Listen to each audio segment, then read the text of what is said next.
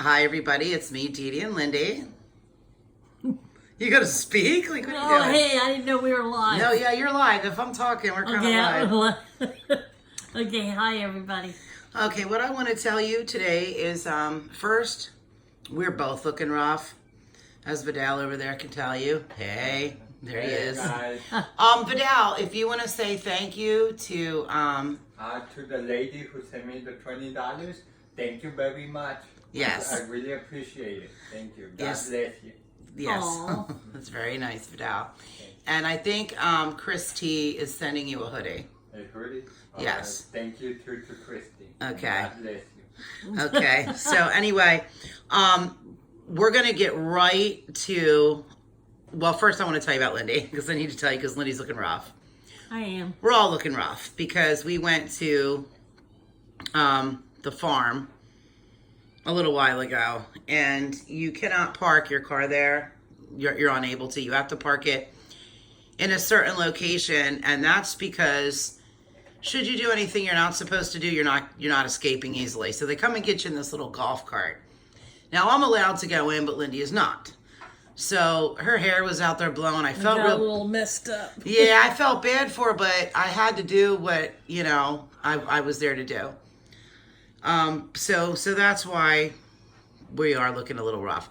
But the other thing I need to tell you is, if you're watching this video, and I have to address this, I have to. I don't have a choice. If you're watching the video and you see something that you want, please do not send me money. Either wait till it's on the website, text me, or email me, because then I can pull it for you. I had someone who just sent me money on a $38 item. They sent me the money. I never knew that I had the money because they didn't even bother to send an email. They just sent the money. And then I get a call. I answer it, and it's this very rude person who tells me he sent me multiple emails. So while I was on the phone with him, I actually looked it up to see if he did, and maybe I missed them, because that's a good possibility. I can always miss them because I get hundreds of emails a day. Well, he had not sent me an email. So while he was on the phone with me, he sent it to me. And he's like, I'm going to the BBB, and I'm going to do this, and I'm going to do that. And I told him to go on ahead because, and he's like, I have a PhD. And I'm like, well, apparently he's not that bright, because if you're that bright, you would know what the BBB is. I pay them $500 for them to tell you guys that I have a 5-star rating. It's called lying. I'm not giving them my $500. I'm just not doing it. Especially over $38, and all because you couldn't follow instructions. Just don't send money. Now, most of my customers know this, and this is not for you guys. This is for the new people looking at videos that say, oh, I want it, and just PayPal me. Yeah, that happens all the time, actually. Don't do it, because you could send me money and I don't have the item anymore. Right. And then you're wondering, and weeks are going by, and because it's not showing up on the website, I don't even know that I have it. So just, email me first. Dee Dee, do you have the item? I really don't want to wait for it to be on the website. I'm okay with that. But I don't want you guys to send money if I don't have the product you're seeking. Because then I'm having to refund you, and you're upset, and, it's a big mess. So anyway, we are going to get right to the item that I have told you guys about. And I'm going to need Lindy's help to show it. And I'm going to zoom in that item right now. And when you look at it, you're going to think, this item isn't much to look at, but when we get right down to the bones of it, you're going to understand. So first, I'm going to show it to you, and here it is, and you're going to say, oh, that's not much.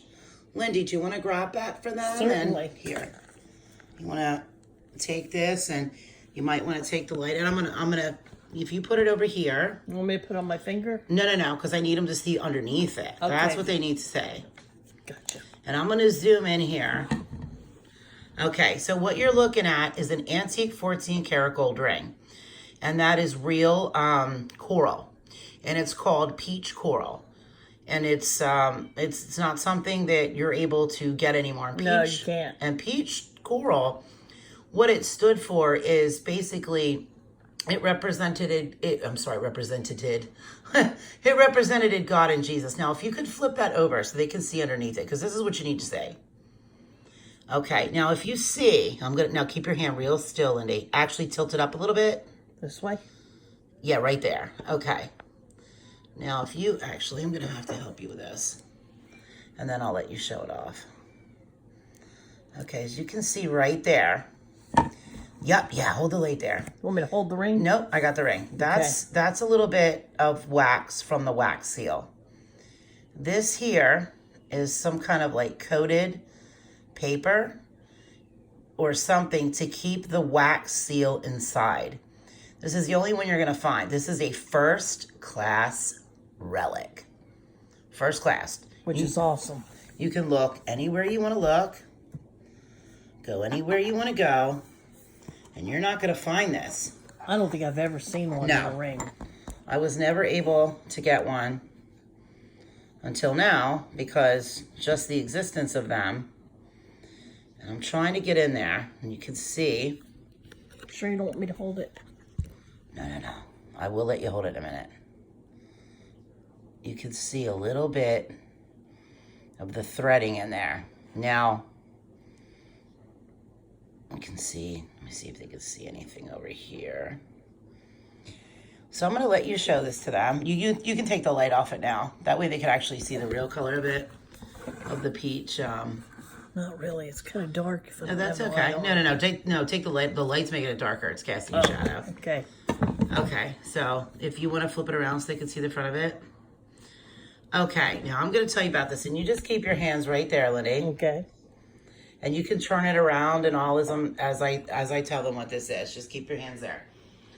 All right. This is called Beyond the Vatican's Veil. Okay. And let me make sure this TV's down here so you can hear me. Okay, so there was a doctor who worked in a laboratory in Brooklyn. His name was Dr. Stanley Krippner, and he was the director of the Dream Laboratory in Brooklyn, New York. Now, this was a secret experiment at the time on influencing others' dreams. Now, some of the test subjects experienced unusual results, not too different from those people who were tortured in Montauk. Now, there was one man who, after being in his dream state, found power from one or many of the influencers. The influencers were the people that were awake and would try to direct what they wanted the people sleeping to do directly into the mind. Okay?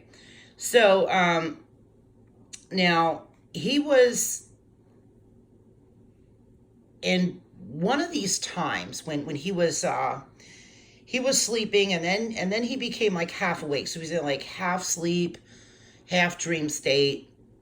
And he started to feel his body like have like a light coolness and then kind of like a heat upon him. And then, some time went by and then he's just like fully awake. He's fully awake. And there was this man or woman, or both. Basically, it was a being, and he said it was neither male nor female, who directed him in traveling astrally in a different physical body, though. So he said when he looked down, he didn't see his own body. He didn't see his own spirit. He saw this other body. When he looked down, his skin was sheer, and his hair was both blonde and then pitch black. So I asked him to clarify that, and he says, well, at one point, my hair, it was just to my shoulders, and it was blonde, like a white blonde, but not a white. He said it was very hard to describe. And that at another time during his journey, his hair was pitch black. So now this is a guy who's astral traveled before, which is why he wanted to be part of this dream experiment. So because he was kind of already into it. But even though he had astral traveled, he was always, in his own body. But now, he wasn't. He was in somebody else's body. And it really blew his mind. Now, he was taken to the entrance of the Vatican Library and saw all the tunnels. Then when staring at the back of a book on prophecy, everything fell away. He was no longer in the same aisle that he was in. He wasn't in the same room. He could no longer see the book or anything else.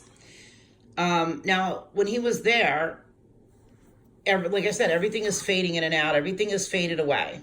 And when it did, a new tunnel opened, And it was filled with not just books and letters, but there was objects in it. There was all kind of things in it. He said at one point he saw what looked like an entire ship, like a boat.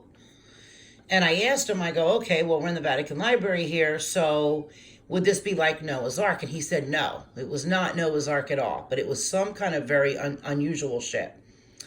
Now, he was told, that this was to fight all that was to come before the things actually happened. So he was to fight the created dark, other world beings that lived here, but were now in disguise. So he saw various items, including, like I said, he saw the ship. He saw a model of an unusual pyramid starship. So it was a ship that flew not only in space, and he could see that it flew at one time on Earth, and he could also see that this thing was able to fly astrally, and it was shaped just like a pyramid. In fact, he said it was a pyramid, but it was also a ship. Then at one point, the model landed in front of him, this starship, and he saw various celebrities step out. Now, at first, they didn't look like that, but they looked like they were, when I say they didn't look like that, he couldn't tell that they were celebrities. They looked like they were some kind of being that had scales on them. They had oblong eyes. Their eyes looked like they were very Egyptian. And as he was looking at one of them, he looked deep into the eyes because he just noticed that they were like very unusual. And he could tell that they were definitely something that was not of this earth. Now, when he was looking in the eyes, though, not only could he tell that they were not something of the earth, but he could tell that inside of the eyes were codes. The eyes had symbols on them, and they had numbers on them. And about that time, when he was looking at these codes and these numbers in the eyes of this one being, he heard a loud but frantic whisper, like in his ear. And then this ring was shoved into his hand. And then all of a sudden, that being left. Now that being, that other being that had whispered into his ear, did not look like the reptilian things. Can I say something? Yeah. Speaking of this, I just thought about something. Oh, I gotta stop this. We'll be right back.